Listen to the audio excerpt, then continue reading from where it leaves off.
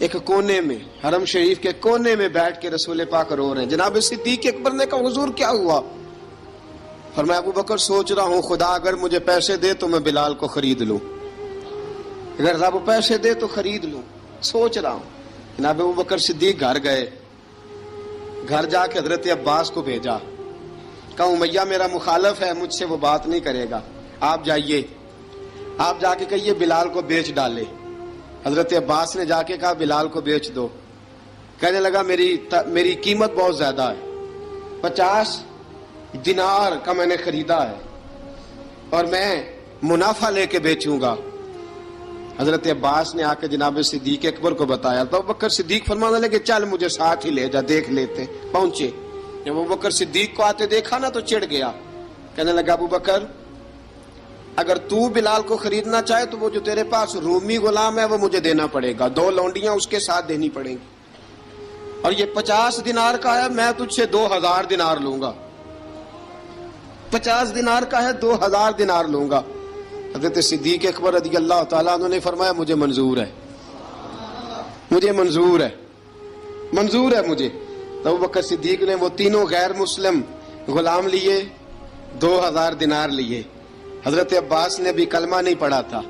کہنے لگے ابو بکر تو کامیاب تاجر ہے، کیا کرنے لگے ہو؟ تو حضرت ابو بکر صدیق کہنے لگے آپ نے بھی کلمہ نہیں پڑھا، آپ کو اس سودے کا پتہ نہیں،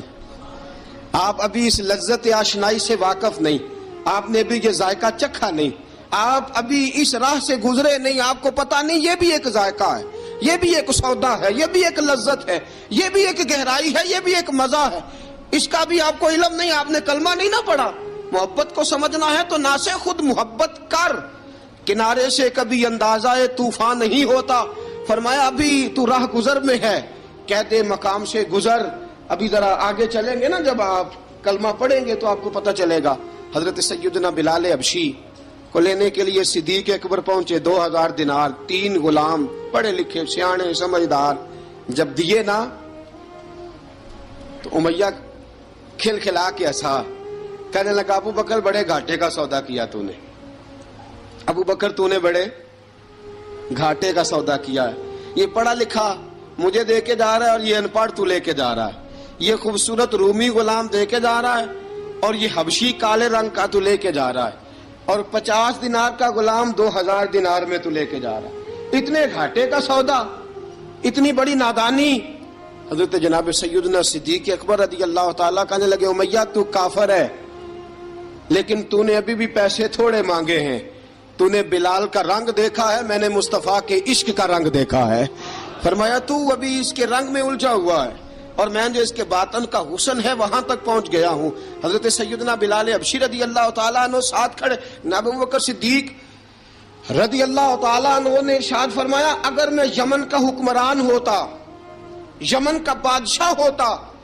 اور تو مجھے کہتا کہ بلال میں تب دوں گا جب تو مجھے یمن کی حکمرانی دے گا، فرمایا میں تجھے یمن کی حکمرانی بھی دے دیتا لیکن بلال کو ضرور خرید کے لے جاتا۔